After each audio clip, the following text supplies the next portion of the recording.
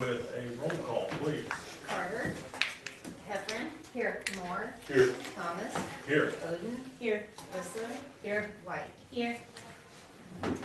Okay, at this time, we would like to welcome visitors as part of our public forum. Anyone would like to speak, now's your chance. Be quiet in the gallery. We will move on to approve the agenda. Motion approved. Second. Okay, we have a motion and a second to approve the agenda. Any discussion?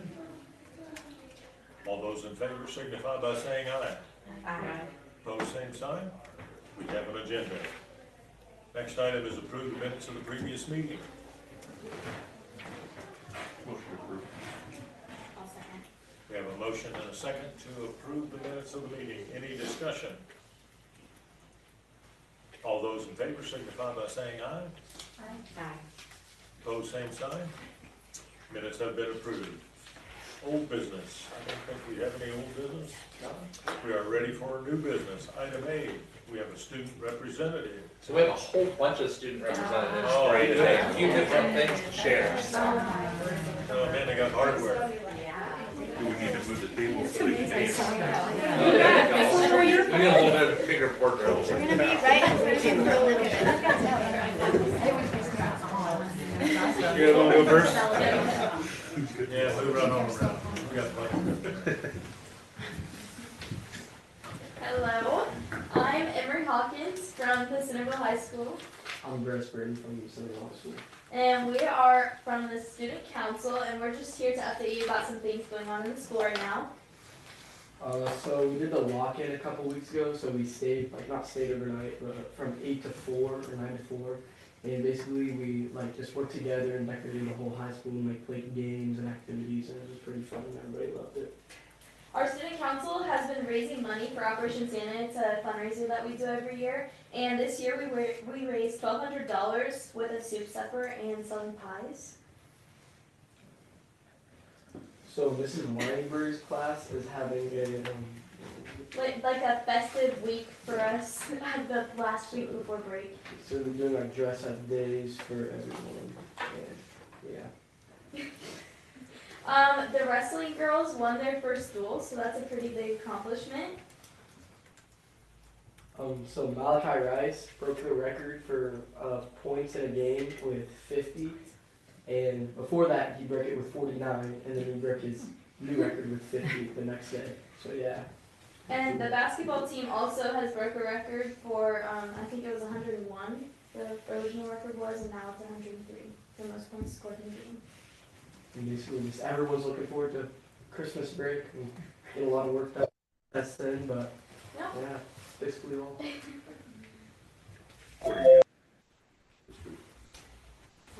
Oh, do you want to hear the dress Yeah. rehearsal? Yes, it's Yeah. a picture. We have Yeah. Stocking Day, wear a pair of holiday socks or Santa hat. Holiday character, copycat, dress up as a character, twin with a friend. Deck the halls, be festive, wear red or green. Baby, it's cold outside, wear an ugly sweater. And night before Christmas, wear your PJs, which I think everybody looks forward to the most. Very good. Sounds like fun. Oh yeah, always. One more question. How do you get in on this pie thing? Well, I'm sure we can put you on the list. You know, Okay. I've been No, left out over the years. I'll let Lecklenburg know. Oh, On the oh, agenda. Mhm, oh, mhm. okay. I thought you were always Thank on the God. list. You've fallen off.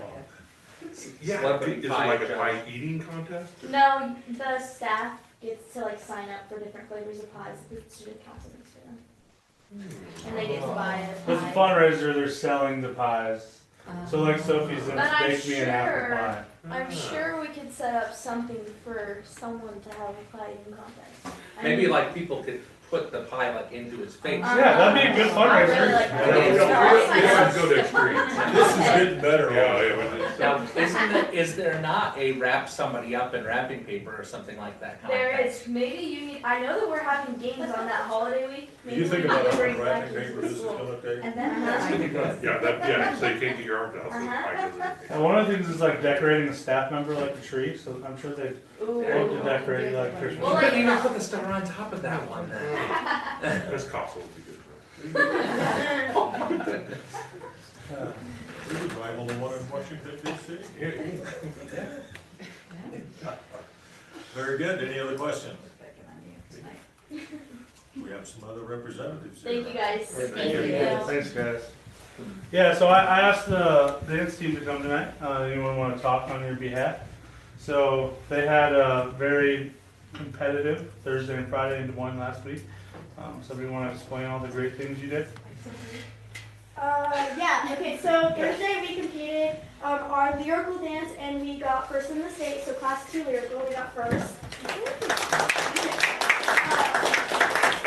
And then Friday we did our jazz dance in the morning and we did our hip hop dance in the afternoon or more towards dinner time, and then we got second in class 5. Is that what both of them were in? 4 jazz, 5 for hip hop. Yeah.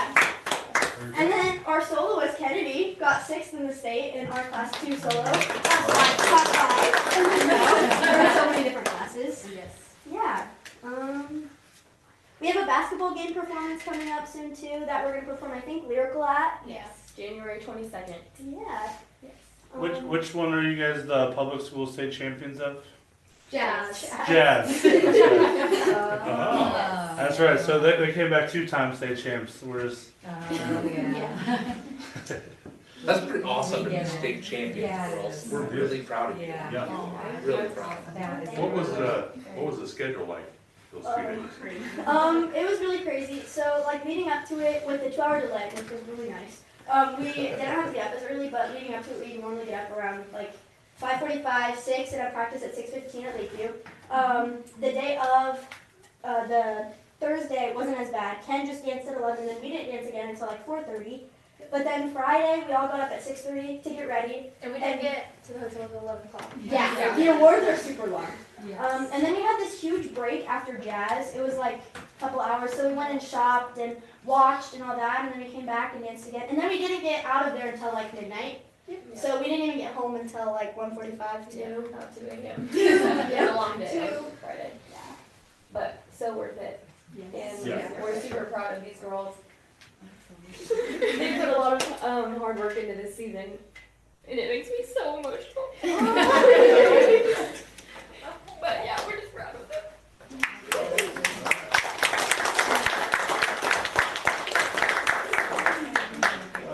It was not too much of an inconvenience. We'd love to get a picture with the girls and the board. So if the girls, you want to like slide down behind them. I'm gonna go sit right here. Maybe we get the board members. Yeah, you guys can scoot that way. Close to Mike, 'cause that makes Everybody kind of crowd around Mike. That's what we've been told. I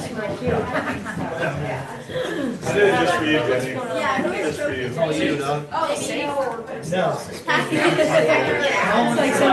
don't want to be in it? You don't want to be in it? Well, you need to be in it. Avery, you're gonna have to find a window. Grace, you're gonna have, there you go, find a window. Weekend. I mean, Yeah. it all blurs into a year at some point. That's not the trophy that Ms. Vanderlyn had told him to beside Mark, because the others are on the table. Yeah, we could put it, yeah, So between Mike they're at and least Mark. all showing. Oh, right. The other two are showing. Drink it. I don't know. Okay, here we go. Ready? 1, 2, 3. Awesome, thanks girls. Great job. I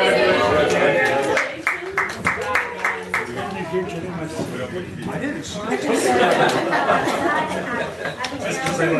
is our head coach. She's at work. We just actually need. That's where we're going. Yeah, that's where we're going back to. Actually. No, that says a lot about. Well, thank you guys. Thank you.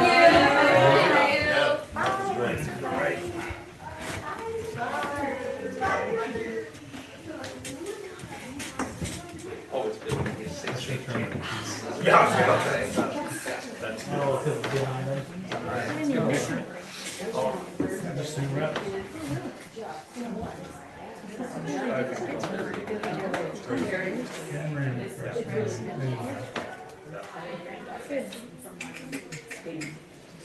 Okay, we are ready for an update from the college and career transition counselor, Ms. Jill Whistler. Hi guys. Not as exciting, sorry. I'm just here to present about my position as a college and career counselor. I have tried to be here at least once a year since I started, just to kind of overview the position and highlight new things coming up. So I wanted to put together some handouts for all of you so you can take them and pass it down. So especially with new board members, just having you guys on board with what I'm doing and understanding the position in total. So if you didn't know, I'm a CCTC not only for Centerville, but also for Moravia. So I serve Moravia School District on Mondays, and then I'm in Centerville in the counseling office Tuesday through Thursday. And before I forget, my supervisor, Indian Hills, is also here, and my team.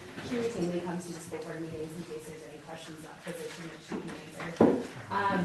So I just wanted to put together like an overview of this, but also give some concrete examples and some data about how the position has been working.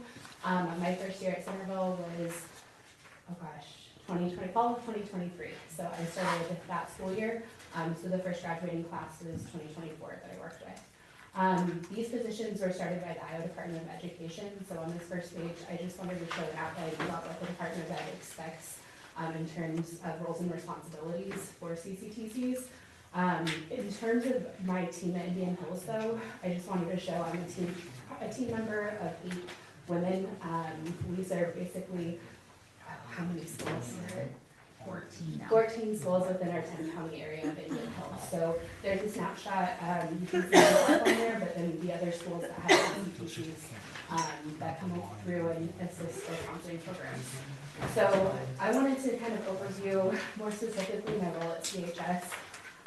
So on the third page, really my day consists of a lot of different things, but really the goal of my position is to support specifically juniors and seniors. I work most commonly with seniors with their process in exploring careers, whether that be going to college, the military, any sort of apprenticeships or trades.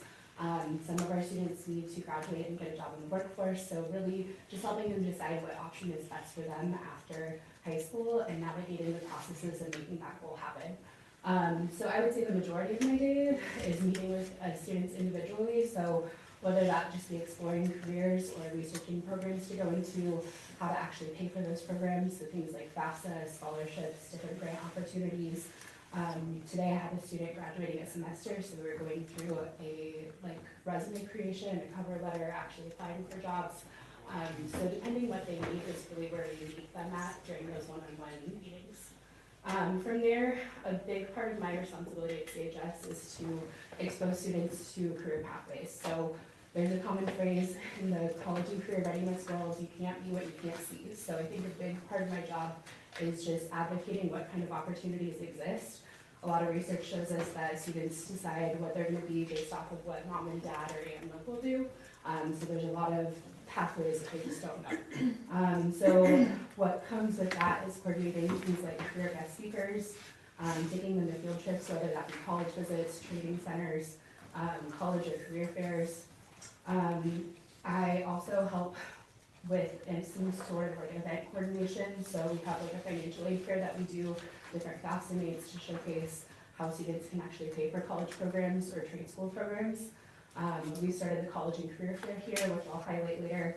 And I also help with application day, which is an event that basically allows students to come in and get help, whether that be for college, apprenticeships, the workforce, whatever. So that's a big chunk of my job is taking them places, but also bringing the community in to highlight different opportunities. I also facilitate a lot of the concurrent enrollment efforts. So as an employee at Indian Hills, students come to myself for Robin Spurgeon to enroll in classes, figure out what's going to work best for their schedule in terms of transfer pathways, what academy programs we offer through Indian Hills. So really just trying to see what opportunities exist, but making sure it's a good fit for them at the same time. I have a big hand with working with our local scholarships, so I'm the one kind of promoting those, updating our website so families have access to those, creating events like our scholarship essay workshop that we hosted actually last week. One of our big partnerships within that was the Centerville Community Schools Foundation. Anita shared with me last week that they've seen their scholarship applications double since this position started, so. You had really good Having attendance some- too, didn't you? What? You had really good attendance I at think the we had event. like 32, so we're Yeah. doing a little over That's a pretty third good. class. Yeah. Yeah, it is awesome. So that's a big piece of making sure students know what's out there in terms of paying for this. I've also helped some local community members create scholarships, so ABB and Stanley decided to make a memorial scholarship. I helped them throughout that process. And then at CHS, I also contribute to the Gear Up and the DCAP teams, which kind of leads me into the next page. So per the State Department of Education, we have to make sure that students at CHS know how they're exploring careers in terms of like reflecting on their own skills and what they are good at, what they're knowledgeable at, and what they want to do. Researching careers that align to those, and then making sure that they're exposed to those career pathways, and also have a set plan for exploring them, and also making that decision a reality. So I just included what ICAP and DCAP is, which is District or Individual Career and Academic Planning, which I think this CCT position really aligns with. And yes, it's a requirement, but it's also, I think, a responsibility of us to make sure students know what they want to do after their time at CHS. So I can say all of that, but I think seeing just the numbers on paper, but also some pictures to go along with kind of the narrative of what I'm explaining to you.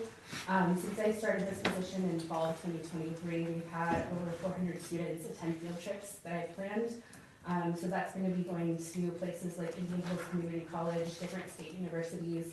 We also do go to places like the Construction Trades Expo that highlights registered apprenticeships, Midwest Line College, Build My Future Conference. So really trying to take them to opportunities that highlight all career paths, not just college, if that's what they would like to do. Our school day events can really be broken down. I mentioned application day, so you can see the first two pictures there. Students actually working on applications, getting help getting those done. We have our scholarship essay workshop, which I mentioned earlier. I also bring in career guest speakers, which you can see in the last 4 pictures or so. What's been fun about that is getting community members into our building and highlighting different career paths within our local area. And then we also do things called lunch and learns, so whether that be talking about registered apprenticeships or how FAFSA works or volunteering with PACT. I just set up a table at lunch and kind of showcase different opportunities for them to do. I want to include, there's some flyers for different events that we have outside of school hours, so a lot of it focuses on financial aid and how families can either plan or be a part of that process of getting different training programs paid for. So whether that's our financial aid fair or juniors how to pick their college, or like our FAFSA nights, we've had 3 of them so far this year. Those are things that I do outside of regular school day hours. Something that I really wanted to highlight, and that honestly is, I don't want to say it in the proudest, but our CHS College and Career Fair. Last year was the 2nd year that we hosted that, and we had over 90 tables represented at CHS. So like I mentioned, if students can't see it, they can't beat it. So we are bringing in, on the next 2 pages, you can see the list of attendees from last year. So 90 different career paths, whether that be military, apprenticeships, we had different colleges or technical programs represented, and even students looking at, getting into the workforce right away. Some of these pictures I specifically included, like Gage Arbogast last year, talking to April Kirkland. He was able to print a resume, network himself, get an internship at Rock and Roll Water. He's finishing his 2-year degree, and they've said, we want to hire you and pay for the rest of your bachelor's if you choose so. So there's some real connections and some real partnerships being built just with that career fair, and that's definitely something that's been awesome to see our community buy into. Do you have the date for that for next year? I think we're shooting, it's the day before spring break of that March 29th. Sounds right-ish to me. Around that area, yeah. And I normally come in and say, hey, this is the plan. Okay. One of the focuses last year was making sure students understood the concept of networking. So we went in and had lessons in every single English class, just teaching them how to present themselves and ask questions and, the impact of making a good impression, which a lot of the attendees last year said they were impressed with CHS students and their ability to have those conversations and ask questions. So definitely kudos to our kids, they did a really good job of that. the last thing I just wanted to show, like, I always have a month by month of what events or, you know, field trips or things that students can be a part of. So we had our workshop, we'll have the financial aid fair, this Wednesday. Thursday, that would be an example of like those day-to-day activities that they can be a part of. So I'm pulling all Indian Hill students and making sure we have that scholarship application for them done. And something I'm really looking forward to, this is the second year I've brought in past graduates, so seniors that graduated this last May, to talk about their experience in college so far. And what's been really fun about that is just, you can tell a student a million things as an adult, but as soon as they hear it from their peer, it's way more impactful. So whether that be, like, I had this in Moravia a few weeks ago, and somebody said, well, the biggest piece of advice is you gotta get together because your mom's not gonna be there, right? So it can be like very serious, like take these classes or just like, you know, peer-to-peer advice of what to expect. So I'm looking forward to that. I think we have 9 or 10 students coming back. So, any questions on those things before I kind of, I don't want to say ramble on data, but present some data? No? Okay. If it is, pause me. So all of this is great, and you know, the pictures are awesome, you see the community involvement, but I think considering like what is the impact of these services and these events and these exposure activities, when I started, one of the big things within our grant system is setting goals that are based around data. And so the post-secondary readiness report is published by our Iowa Workforce Development and the Iowa Board of Regents. They collaborate on this to show the outcomes of students and their longevity after high school. So as we look at this chart, the last year that data was collected was 2024. So I'm going to break down, the top line is once our seniors in May are about to graduate, we always poll them about what their intentions are after high school. So what are their plans? Are they going to community college or a trade or a 4-year, the military, so on and so forth. So this top line represents the percentage of our graduating classes that say they're going on to some sort of post-secondary training, certification, they're continuing their education of some sort. The next line down in the lighter blue color would show if they actually enrolled within that program in a year. So as you can see, the class of 2023, so that would be the year before I started, 59% said, hey, I'm gonna go to Indian Hills or University of Iowa or to an apprenticeship, but only 37% of those actually enrolled within a year after graduation. A big issue I think we see in college and career is that we can prepare them as much as we want, but it's actually making sure they get there, right? The gray line after that shows if they persisted for a second year within that program. And then every 6 years, so we'll be waiting for data for a while, but as of 2018, you can see that 67% of that class said they would have an enrollment of some kind, but only 36% actually completed that certificate training degree within 6 years. So there's a huge gap within what kids say they want to do and if they're actually getting it done once their time is over at CHS. So I wanted to show you this just as like an overall outlook of where we're at as a district in terms of graduates completing certifications after high school or degrees. So you can see within 2021 to 2023, the average of CHS grads actually enrolling was 49%, and our last data point was 36% actually completing that. The next page, I just wanted to show you guys some comparable numbers of our neighboring districts. So you can see that Albia, their average intention for the last 3 years of data was 63%, and their actual completion was 48%. Moravia School District was 51%, and their actual completion of the last gathered year of data from 2018 is 47%. So I just want to put that out there to show that there's definitely work to be done, and these exposure activities in my mind and what the data I'm going to present in the next few pages, it's working. So any questions about that? Sorry, I know that's a lot of numbers. I'm sorry, I'm not trying to be too long. You're doing great. You're doing Okay. Well, Mike told me on the way in, only 3 to 5 minutes. Yeah. He's pretty scary, so I Nice. can't. They're very intimidating. I got a twist on her. So I wanted to turn, as the grant position of any kind, you need to collect data to show what is going on with the work that you think you're doing. Because I can show you all these pictures and these events and it looks great, but we have to make sure there's an actual impact being had from those. So each year, I start the year off with seniors by basically polling them of like, hey, what are your plans? What are you thinking? And there's a breakdown of really a range of I have absolutely no idea to I want to pursue a four-year degree. So the options that I present to them is you're unsure, community college, you're thinking of four-year college, a trade or apprenticeship, or you're headed straight into the workforce, so getting a job after high school.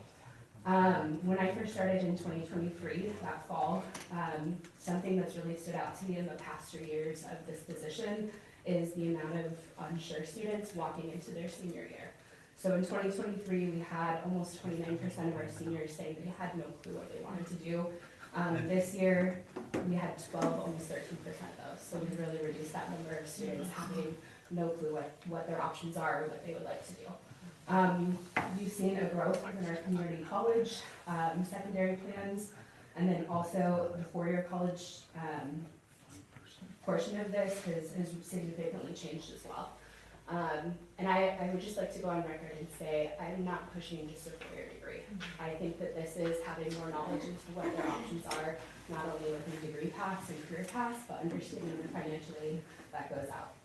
Because a lot of my work is focused around FAFSA and scholarships and making sure they're aware that you don't have to go into major debt to start a degree, but there's a lot of opportunities. So in the next, I kind of show our FAFSA completion.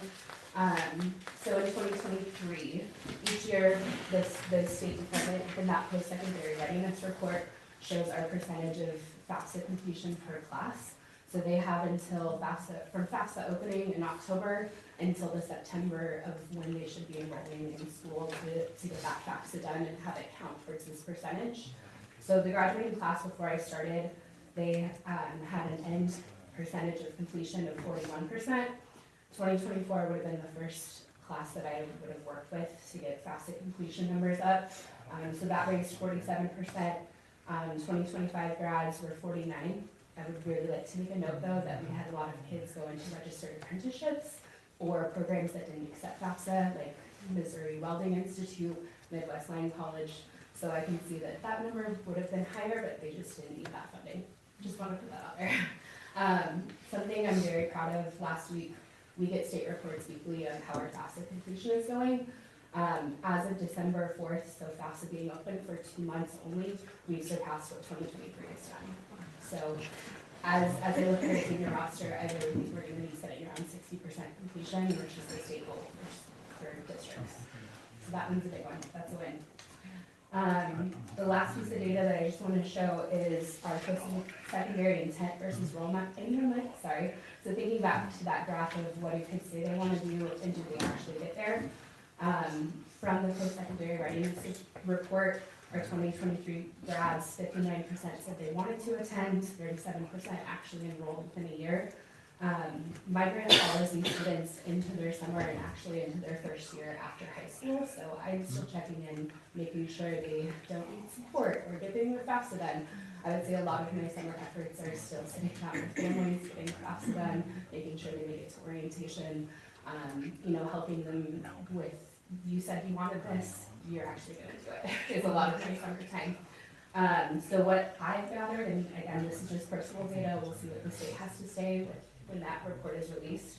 But 2024, we had 62% of grads say they wanted some sort of post-secondary training, certification, education. From what I can gather, I think 53% of those graduates actually did that. So we've gained numbers within who was actually enrolling into institutions. 2025, so this would be last year's class, 72% said they had an intent to enroll, and from what I can tell, about 59% of those graduates actually did. So we're seeing some gains within students actually making these plans happen. Any questions on that? Okay. I don't need to go over these, but I guess ending any kind of presentation, you guys, there's always a thought of like what comes next within this position, because the data is showing, and I can see with the just reading that we've definitely made some gains within our college and career readiness. Myself, I think a huge goal for this year, switching into semester 2, is starting to work with juniors so they feel even more confident. Not to say that I haven't been, but intentionally having one-on-one meetings, doing some more exploration opportunities or field trips, And also I want to implement something called Junior Match Week, where they're looking at their career assessments and actually seeing the programs that match to those. So that's a goal for second semester. Another goal of mine is to increase that rate of post-secondary enrollment. So we see that intent rising, but how do we make sure that they get there? And that comes back to a lot of spring orientation assistance. So sitting down with seniors in the spring of their senior year and saying, hey, have you gotten an email from Iowa? What date do you need to go? What are your options? What's your plan? But also those summer not offers. So making sure that throughout the summer there's still conversations being had. The third goal that I see with this, since this position, I've been here, I've worked very, I would say, hand in hand with April Maldonado at our ACC, so our alternative high school. I would like to have a consistent calendar over there. I'm kind of an as needed or a drop by system, but the work with those students, I would say that they are like top tier in one-on-one support, so I would really like to implement some sort of more consistency with the services that we're offering there. I know our DCAP, so that district career academic plan, I can do more on my end to make sure that we're meeting the expectations and the requirements that the state is wanting from us. I'm on that team, and I think that I can align my programming even more so to make sure that we're meeting what the state wants. And then the last part, this is kind of a goal for this year, we'll see if it still happens, is establishing a college and career advisory board. So my colleague Juanita in Atumwa does this. Basically, she has staff members from the school and community members from different industries sit down at a table quarterly and just say, hey, this is what our efforts are. Where do you think we're missing the mark? What do you think we should do? And this is areas in which you can support making that happen. So I would love to see that established as a role too. Okay. That was a lot, I'm sorry. But that, I just wanted to be here and with new board members, but also this is just a position that, you know, it does a lot, but when I say college and career advising, I'm not sure if you know what that means, or now that it's year 3, we're really seeing the data of how it's impacting our students. So where does funding for your program come from? So funding, right now I'm on a grant through Indian Hills. This is why Renee also, it's operational sharing dollars if the grant was to sustain from here. So, do you want to speak on that? No? Yeah.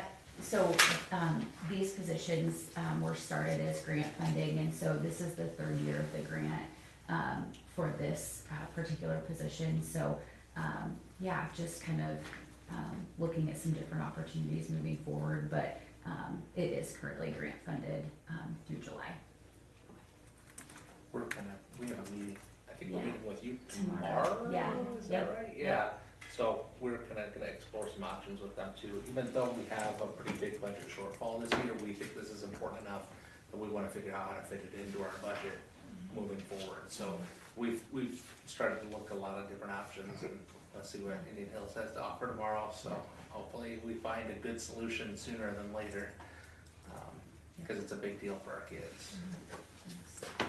Joe, I just been in the schools a lot and seeing the kids in your office and throughout the day, and it just, it has made a difference. I see it as making a difference when I go into the schools. It's made a huge difference, so thank you for what you're doing.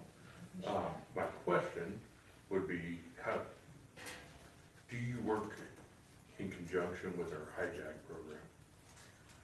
That's something that I could have added to our goals. So a lot of, this was Elizabeth Hargraves last year, was her first year, and she at that point was working with 9th and 10th graders, and my program was with 11th and 12th.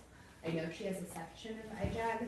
The 12th is that for next semester this year. So in my mind, like, I had an appointment with a student last week, and he's definitely workforce bound, and I emailed Elizabeth and said, hey, do you have any more industry tours? He wants to see these factories. So I think there can be more points of collaboration with it, but I know she's a resource trying to get these students exposed to different things, and she's never said no to taking them along with her, even if they're not enrolled in her class. So, yeah.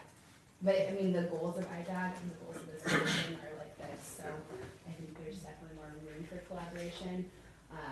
But to be honest with you, with having her in 9th and 10th, it almost feeds perfectly into the work that I do with them 11th and 12th, right? Because she does a lot of that career assessment and exploration piece. Because truthfully, by the time they get to the end of their 12th or 11th grade year into their 12th, I'm not saying every student has to have it figured out, but they should at least know what they're interested in, would they be good at it, what the options are for pursuing that. And I think she does great work at it and making sure that the kids in her class get those opportunities to explore it.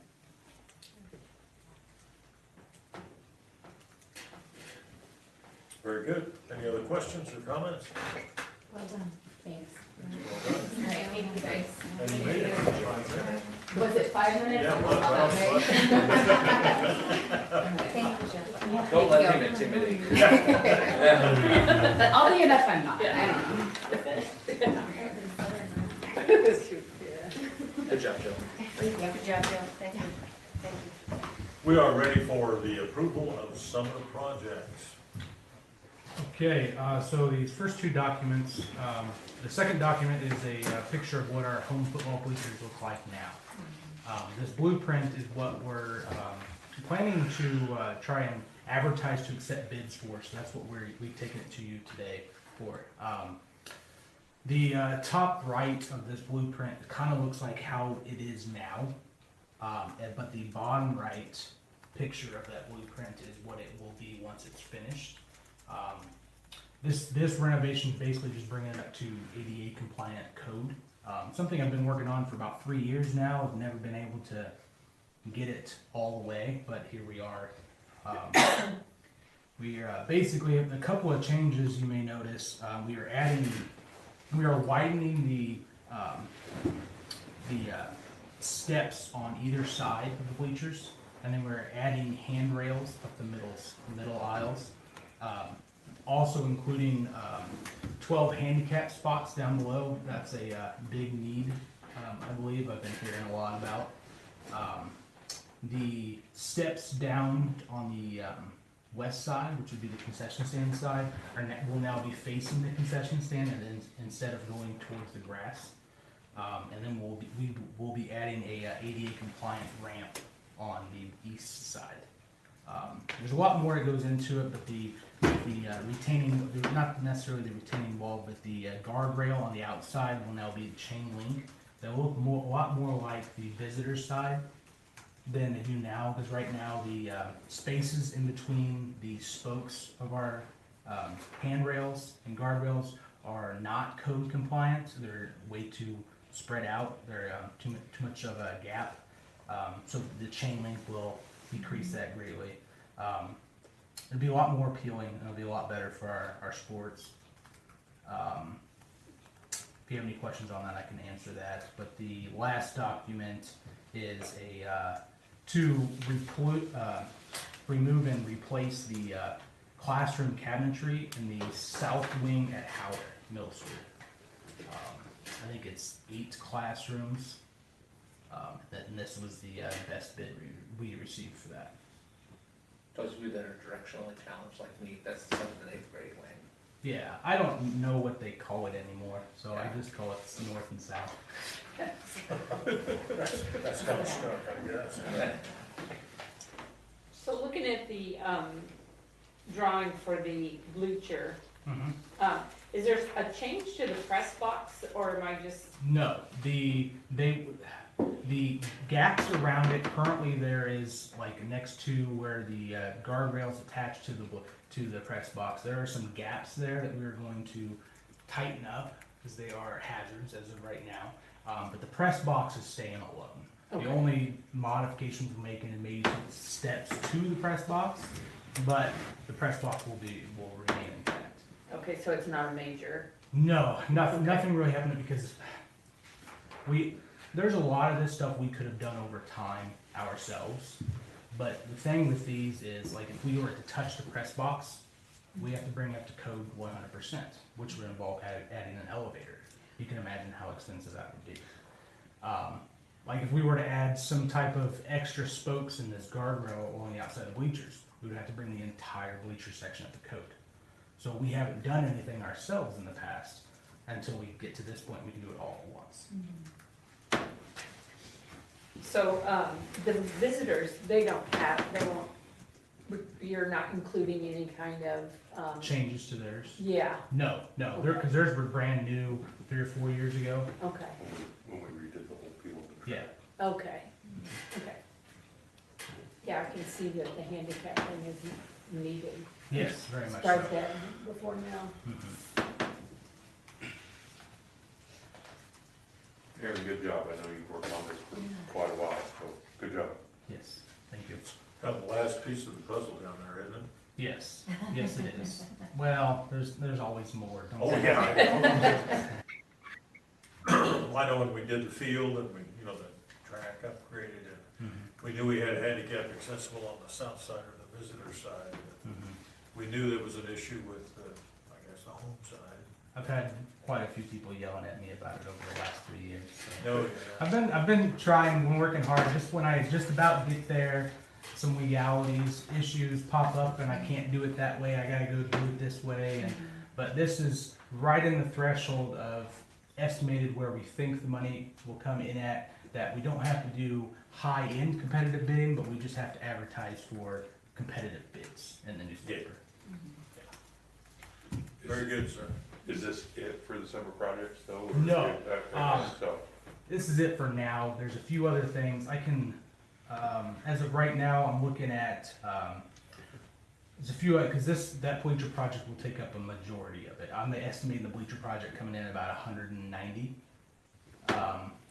Then I plan on I want to replace the gym doors inside of Lakeview, the wooden doors in the closets. We have a lot of problems with those swelling during the summer and winter. So I'm gonna replace them with metal doors. That comes in about 11, that was the estimate I got, but with something like that, month to month, that price changes constantly. So closer towards the end of spring, I'll bring another estimate to you guys so it'll be more accurate. And then plan on replacing another heat pump in the science wing. And then whatever else comes up between now and then. And then personally, we plan on doing, my team, things that I don't necessarily need to bid out for. We plan on doing a lot of work to the preschool. I still have to get the logistics in place and how I can efficiently do it. But I plan to replace the ceiling tile and paint grid because it's really yellow as it is right now. So I plan on doing that.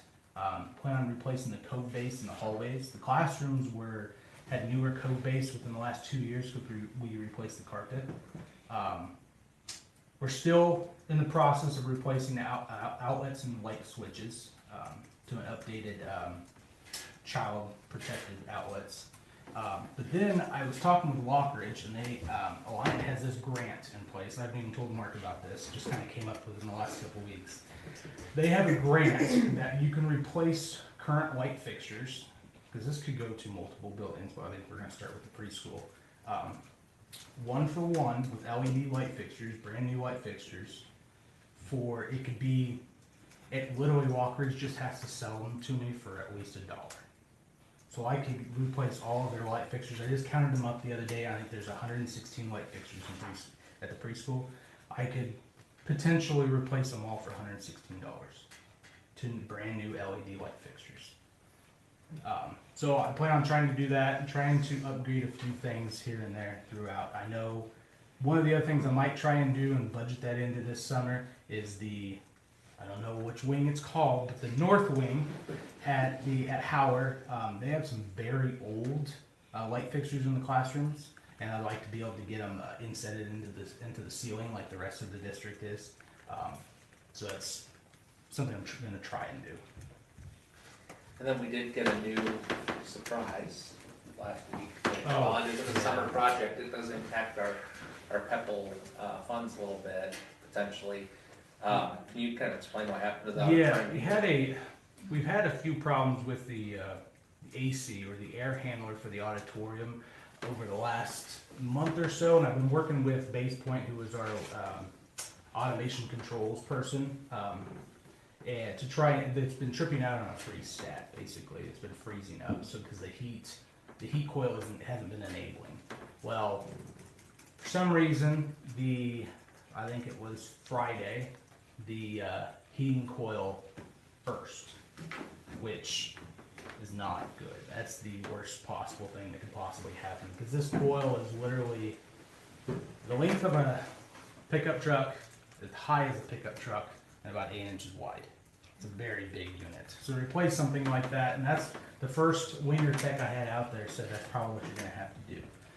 So I'm sitting here looking at like 6 zeros, and because just going in, just installing it would probably be 30, 40 grand in labor, just removing ductwork, stuff like that. But I had a different, more experienced winger tech out there today, and they think they can repair the existing one that's there, so could save quite a bit of money. But no timeline as of yet of when the heat would work, but I don't think it's the end of the world for the auditorium, because every complaint I ever get is it's too hot in there. So, so it's sitting right now, even with the temperatures being, I think what it was, around 20 today, it was sitting at 60 degrees in there.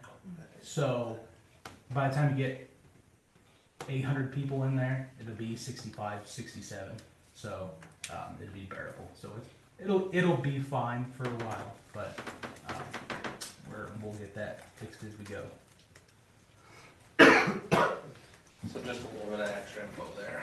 When could you come to my house and I don't know. I'm not an HVAC guru, but I've learned a lot because we have so many problems. But well, thank you. You're on it. trying. Yep. Any questions or comments? Good work, sir. Yeah. Yeah. Make a motion to approve the summer project. Second. We have a motion and a second to approve the project as presented. Any further discussion? All those in favor signify by saying aye. Opposed, same sign. You are approved, sir. Thank you. Early graduates. Jay, do you have anything you'd like to add about the early graduates list? No, just that by semester, those students will have completed all the expectations, and if not, they'll have to complete it next semester. But they're all on pace to do so by January 15th, which is the end of our first semester. So it'd be pending completion of. Correct, correct. It's noted there, the ones that are already finished. A few of them are already completed. Some of them are still working between now and then, and that's not abnormal. I mean, if they're in a class right now, they've got to successfully complete that, so makes sense. Any questions? Are any of these from the alternative high school? Yes. I would assume, The ones that are already completed, okay. and a few of those others as well. There are some mixed in there.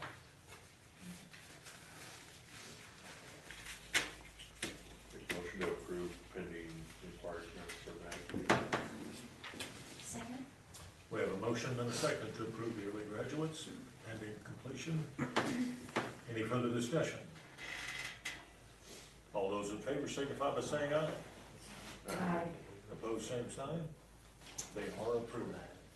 Next item is to approve the SBRC request for allowable growth and supplemental aid for the late open enrollment. Okay, so This is the hard one. I'm gonna try to explain this. Yeah. So, all open enrolled out students, we have to pay other districts for. So right now, we will pay for the students that are open. Funding for enrollment is 1 year behind. So there are some students that were not counted on last year's certified enrollment that we now have to pay other districts for, and we haven't received the funding yet for it. So every year, we can ask the SBRC for that supplemental aid with those students. And it's 22.9 students this year, which is $195,457 for the authority, and we are asking that you approve that so that we can request that. Does that make sense? Does anybody have? So basically, we don't get money for them, But we have to pay but we it pay out. money out for them. Yeah. That's what that boils Yes. down to. Makes a whole lot of sense. Yeah, gotta love it. Gotta love it.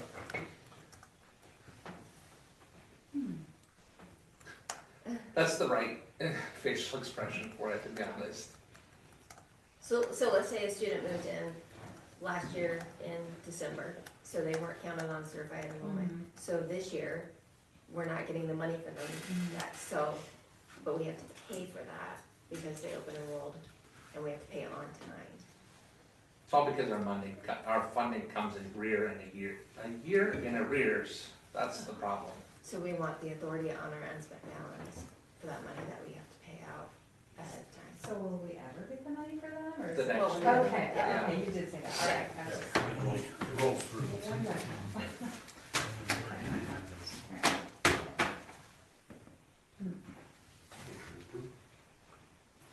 second. Okay, we have a motion and a second to approve the SBRC request. Any further discussion? All those in favor signify by saying aye. Pose same sign. We got it.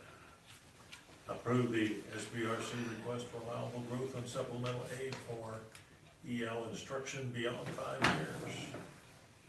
Can you So explain this that? is pretty similar. It's $3,362 for this amount. It's for this students that would go beyond 5 years that we, because of our funding, is 1 year behind again, so that makes sense. And I can get everyone an amount to students. Let me get that.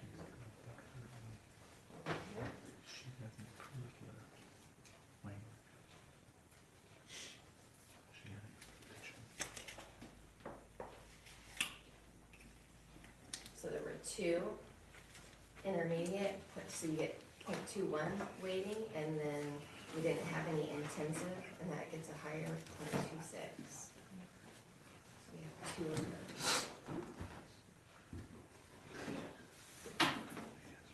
And These are again, kind it's of for the authority. statutory Yeah. SBRC requests that we do each year. Any questions? Second. We have a motion and a second to approve the SBR request for allowable growth and supplemental aid. Any further discussion? All those in favor signify by saying aye. Aye. Opposed, same sign. Moving on to item G, approval of the non-certified snow day leave. So last year, we brought this to the board after we'd had some snow days, and we ended up in a position where, so we're allowed by the state 5 virtual days of instruction to use as replacements for snow days, so that we don't have to go all the way into June. And we brought it to the board to talk about this after some people had already worked makeup days for snow days. This is the, like, associates and secretaries and folks like that who are paid based on the hours that they work, not a salary.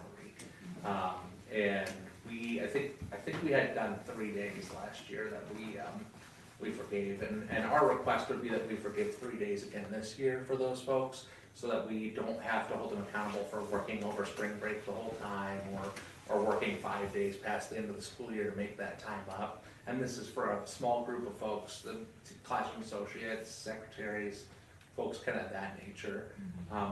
Unfortunately for our custodians, we still need them in on those days, so it wouldn't apply to those teams. I think we did include bus drivers in it last Bus year. drivers and cafeteria. Yeah, so this is just to make sure everybody stays whole, and that we can make sure if we're gonna say it's unsafe to be out and about, that for the most part, we're letting all of those people do that. For teachers, what we do, I'm trying to remember, so principals, maybe somebody remind me if I say something wrong here.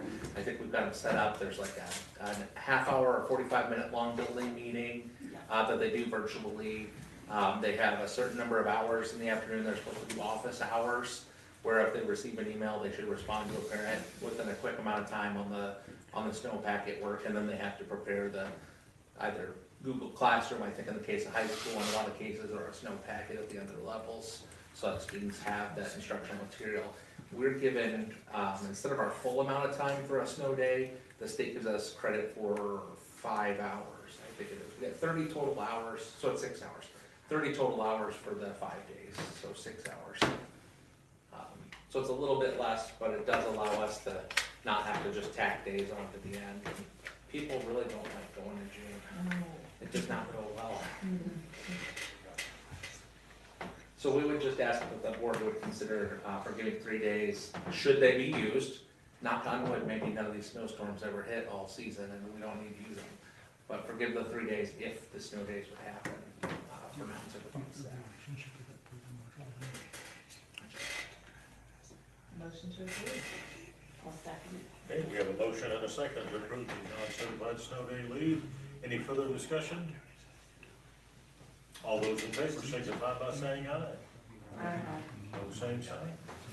Item H, update on the SiAC School Improvement Advisory Committee process. Tell me about that. Yeah, hey, I just want to make sure I touch base with all of you. We typically have, at least the years that I've been in district, on our SiAC meeting in the fall. So School Improvement Advisory Committee is a required committee, and I will go to set certain goals for the school and to talk about certain activities within the school to help make improvements, right?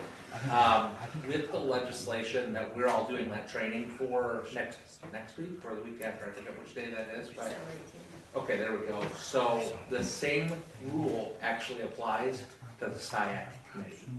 And the SiAC committee has to include community members and parents, and the training is, according to IPID, a minimum of 1 hour.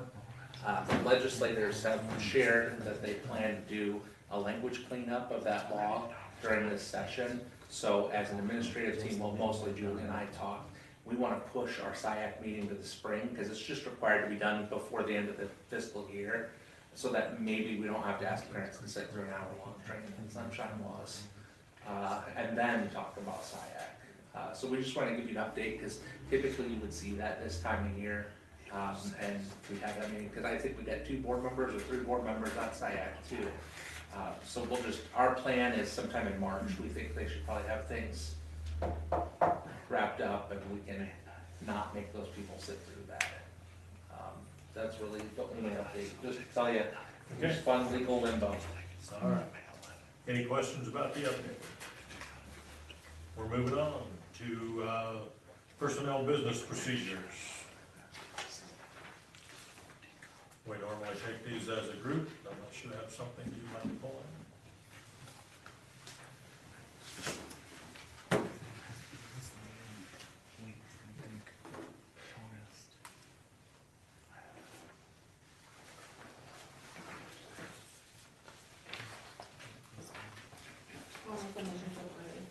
Okay, we have a motion to approve the personnel. Any further, we need a second. Second. We got a second. Any further discussion or questions? All those in favor signify by saying aye. Aye. All approved. We're down to item 7, financial reports.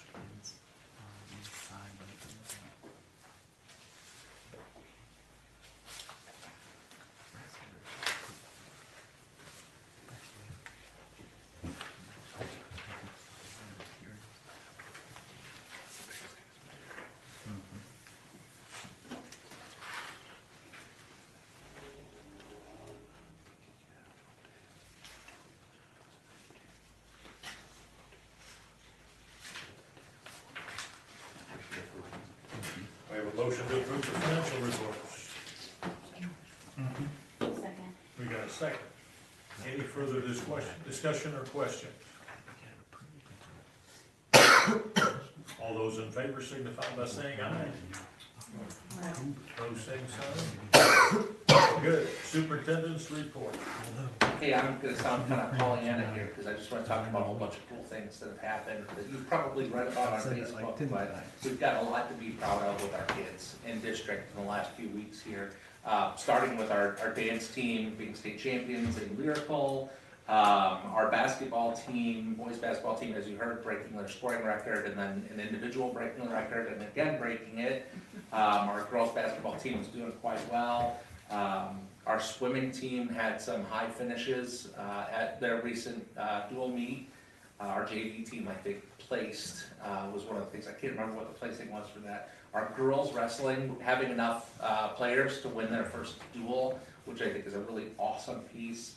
This weekend, we'll be hosting a large robotics competition at Howard for middle school and high school teams. That Kim Mitchell organizes that. It's a really cool event that not a lot of schools have, and then we get to start, we'll receive our trial for mock trial in the next couple weeks and get rolling for that. So another great month for Centerville students to get to be involved in all sorts of different activities that you wouldn't typically get in a 2A school. So we're really proud of them to do all these things. You might have left out that for the first time in a long time, we had a couple students make OPUS. Oh, gosh, I did leave That's that hard out, for you to thank you. say because your child was involved, but Yeah. that's definitely commendable. Yeah, so Opus is middle school all-state, essentially. So we got a couple young male singers, on the up and up there. The other little guy is a bass, and he's not the biggest guy, but he's got a nice low voice, so, Abel Thompson and Yeah. Corey Taylor. yeah. And Mr. McCutcheon's the one who really identified them, represented, got them all acknowledged and. And that is an amazing concert. If you're ever interested in vocal music, going and watching the Opus Honor Choir for middle school kids, it sounds like a grown-up choir. It's amazing. So, yeah, thanks for mentioning that. Yeah. Any questions with the superintendent? We're down to school board takeaways. Who's going first? I felt this was a lot less stressful. So, that's my takeaway. What's your takeaway? Yes, that was much nicer. Anything else? No. Let's just keep them like that. We would love to. Yes, that was, Who's next? I'll go next. I appreciated, having the dance team come in. I had seen it on Facebook, and, it was nice to be able to congratulate them in person.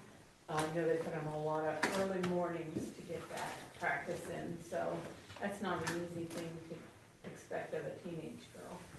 So, also I appreciated the, time to listen to the judge position, so. Not that I haven't heard most of that anyway, but I'm glad you guys got a chance to listen to it. Sure. Who's I next? think it's great having our student representatives come in and share the things that they're doing and what's going on in the buildings. Have we met since the convention? This, I think, is the first time since the convention. Okay, so a few weeks ago, we had the state school board convention, and it was very good, again. Just a lot of good takeaways from that, and it's fun to be able to go and kind of have that team bonding time too, as well. But I brought with me tonight this, I picked this up there, and I don't know, you probably That's right, see I it. think we have some of those. Anyway, Oh, yeah, I can do that, I yes. think this is basically where our funding comes from. Where it goes, where it comes from, what fund it's in, what it can be spent on. And I think this would be really important for people to see. Because a lot of times people don't understand, okay, well, we have money for this, but not for this. Right. And so there's a lot of misunderstandings there. So I think this would be a really good thing to share in some way. That's good, yeah. I also want to give a shout out to Aaron because, boy, what a job. You know, we all have our part, but it just seems like it's always something, and Aaron is just, he's on it. Very true. And he's a Cubs fan, so there you go. Yes. Yeah. I too would give a shout out there and his crew for the snow removal and everything. Big job, that was a lot to take care of on a Monday morning on back, so. But, I also wanna, if you haven't had the chance to look at Lakeview and the middle school, the staff and students, what they've done for the decorations, it's pretty cool. So, good job to them. Aaron. I'll give him out shot. I heard about that. Give him out shot. No. Just No put your fire blinders code on. broken at all. There is no fire code broken because we're all following Aaron's rules. Not for 2 weeks. Aaron. I guess I'm last, but the takeaway, first of all, I too did appreciate Jill Whistler's report. As a member of the Centerville Community School Foundation, they just talk about how our applications, of course, the numbers have gone up, and the applications are so much better in that they seem to get a much better sense of who those kids are and what they need and how we can help. So, yeah, that's, it's good to have like this. But yeah, I think I don't know what you're gonna do in this meeting, but Miracles is our goal. that would be just fine, a miracle would work for me. Yeah. But I think that, and I've said many, many times, being in education as many years as I have, I don't care what kind of program you've got. It comes down to that person every time, you know? And Jill's the right person for that job right now, I can tell you. And I did tell her she had 3 to 5 minutes. She owes you some. Just a little pressure on Working her. at it. One last comment was, I saw in a financial report that the esports team got new shirts. Sure did. And they're looking at state tournament again, right? I'm hoping so with the team that we're building right now. Yeah. Gotta get a few more recruited. Yeah, that's, I'm confident. Is Ben showing up yet? He's good.